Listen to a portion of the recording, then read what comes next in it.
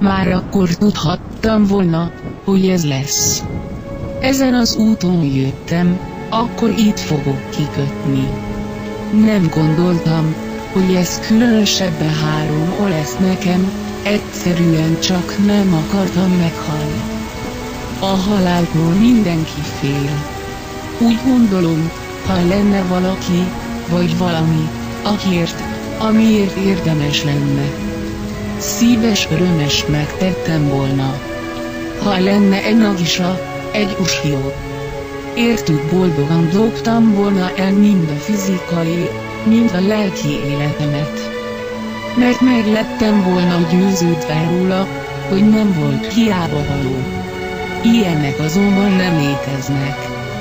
Az emberek önzőek, nem lehet velük egyértelmű, tartós, békés kapcsolatot kialakítani. Persze, ha már kapcsolatról beszélek, figyelembe kell vennem a saját önzésemet is. És ha már mindkét fél önzést mutat, nincs értelme egészséges kötelékről beszélni.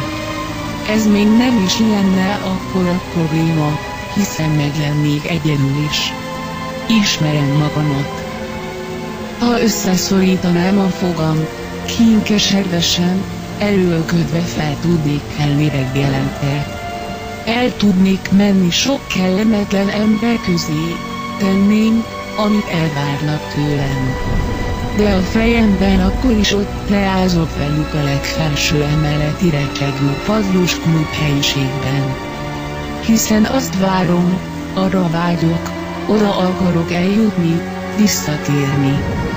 Éppen ezért pár hónap után annyira kimerülne a lelkem táplálék hiány, hogy nem bírnám tovább. Mikor visszamentem a középsulimba, vagy amikor a képzésre jártam, mindkét esetben ez történt. És a végére már a lelkem egyik fele örült, hogy vége van. Persze a nagyobbik felem azért tudta, hogy ezzel nekem csak rosszabb lesz, mert így megint a semmittevéshez érkeztem. És a környezetem még inkább tud baszogatni azzal, hogy kezdjek magammal valamit.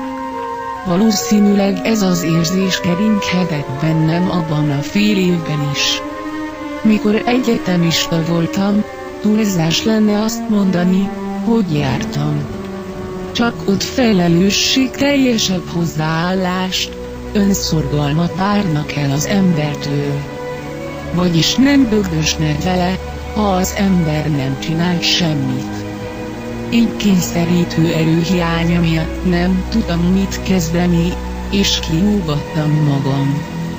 Bár a másik két esetben a követelmény magamhoz képest igen alacsony volt.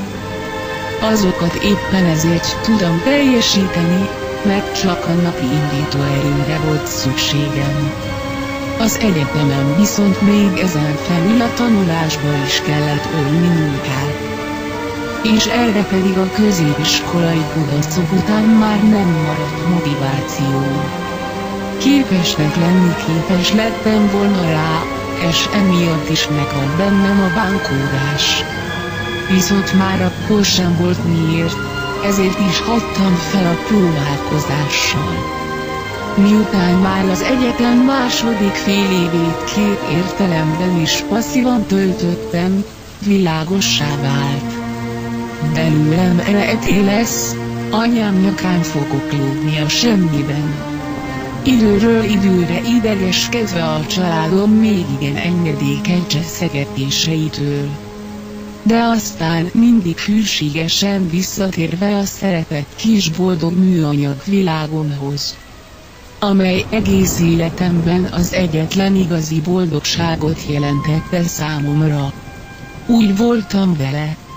A meneküléssel nincs baj, mindenki ezt teszi, ha nem tetszik neki valami, így időnként nem gond. Ha az ember a saját lelki békéje érdekében más elfoglaltságot keres, még ha csak időlegesen is.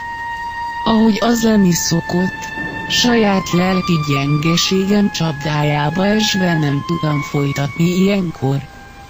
Amit elkezdtem, hiába voltam addig is büszke a kitartásomra és türelmemre.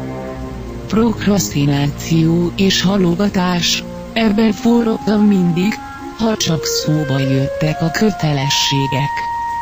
A tökönyös, feladni nem tudó magatartásommal párosulva ez erős lelki súrlódásokat okozott. Sokszor rosszabb volt, mintha valóban csak halogattam volna. Úgy vélem, ez a megfelelési kényszeremből alakult ki, amit általánosban az osztálytársaim eredményeim miatti gúnyolódásai után igyekeztem a következő osztálytársaimra is kiterjeszteni. Azaz időnként próbáltam szándékosan rossz jegyet szerezni, hogy elkerüljem a külső miatti stréber, sztereotípia kialakulását. Ez nem sikerült. Továbbra is a külsőm alapján ítéltek meg, innen az akkori becenevem is. Több mint fél év semmit tevés után, körülbelül mostanra jutottam odáig, hogy félek már a munka gondolatától is. És szép anim és lányok sietnek lelkem megnyugtatására azonnal, mihelyt szorongani kezd. Ha magamba nézek, már undorodni sem tudok, inkább nevetgélek a saját szánalmasságomon. Tükörbe nézni minden gond nélkül tudok, hiszen csak a tényeket állapítom meg az arcomról.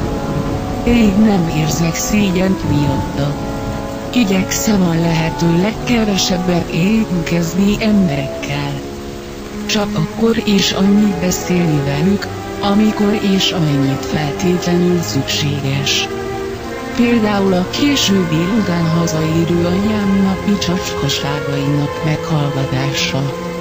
Azokra való közhelyes reagálás, egyedüli barátommal, talán még szánalmasabb. Mint én, való ház körüli sétálgatás közben kb. Heti kétszeri eszmecsere. Apámnál 2 hétben egyszeri ott tartózkodás, nagyanyámmal majd havonta egyszeri találkozás. A világgal való kapcsolattartás ennyiben talán ki is merül. Ez alatt igyekszem a környezetemnek a lehető legkevesebb gondot okozni, amire anyám kér. Segítsek neki apróbb dolgokban, kis panaszkodás után megteszem. Barátommal legőszintébb véleménycseréntől igyekszem nem túlságosan ráerőltetni az önzésemet és racionálisan látni a dolgokat. Apámban és nagyanyámban pedig próbálom azt a benyomást tartani, többnyire sikeresen, hogy velem nincs semmi baj, csupán szerencsétlen vagyok. Már gyerekként is sokszor eszembe jutott az a kérdés, hogy miért élünk. Ha egyszer úgy is meghalunk, vagyis minek születtem én meg egyáltalán egy ilyen kegyetlen világba. Ez a világ egyáltalán nem nekem való, nincs semmiféle célom itt, minden, amit csinálok, elporlad. Így nincs értelme. Ilyenkor is csak aggódva és értetlenül tudok állni az álmom előtt. Mi lesz így vele? Akkor még meg tudtam magam nyugtatni azzal, hogy majd ha több élettapasztalattal bírok, meg fogok tudni válaszolni a kérdéseimet. Addig pedig teszem, amit mondanak, és gyűjtöm az ismereteket. Emiatt érdekelt a múltban a tudomány minden formája. Ez a kíváncsiság később hozta magával azt a felismerést, hogy ebben a világban mindenki legalább annyira el van tévelyezve, mint én.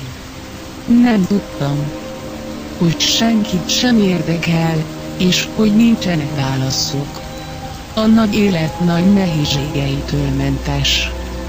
Felhőtlen béke napjai, amiket szerető, szép emberek között töltök jóformán azzal, amihez éppen kedvem van, ez az én gyermekkori álmom, örök, elérhetetlen célom, ez a kedves, unalmas átlátszó gömb, lezárt és üres, amelyet a benne lakó tiszta szívek őszintesége megvéd a külvilág könyörtelen, sötét és zord erőitől.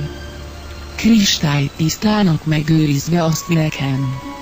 A döntésem joga megvan, képes lennék meghalni, a semmiért, ha akarok.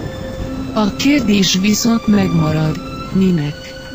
Hasznos tagja lehetnék a társadalomnak? Senki nem képes rá, hogy egy elvont fogalomért. A társadalomért tegyen valamit, ha az ember csinál valamit, akkor azt számára konkrét, általa ismert személyekért, de leginkább saját magáért teszi. Megbízhatóbb lehetnék, akire már inkább lehet számítani, ahelyett, aki mindig másokra számít. Mindig is csodáltam az ilyen megbízható, erős embereket, valamint sajnáltam is őket, amiért törvényszerűen kihasználják őket, de leginkább az iránt voltam kíváncsi, mi mozgatja őket. Az én gondolatmenetem szerint a lelkiismeretük megnyugtatása, így igazolni tudják maguknak, hogy ők igenis jó emberek. Akármi is motiválja őket, az ilyen gondolkodás kárhozatra van ítélve. Mivel amit ad jó indulatból, azt vissza senkitől nem kapja. Hala és megelégedettség nélkül marad egész életére, tehát boldog sem lehet. Ha elkezdenék próbálkozva szenvedni, az életem ugyanannyit érne. Ugyanúgy egy lenézett semmire kellő maradnék, ehelyett tudnék élni akkor is. Ha teljesen egyedül lennék, viszont ilyen módon azzal foglalkozni, ami igazán boldogságot hozna. Nem maradna időm, végül pedig kedvem sem. Amíg idáig éltem, más nem találtam, amiért lehetne. Meghalnék. Érdekes, normális szemszögből nézve éppen az a halál, amit én csinálok.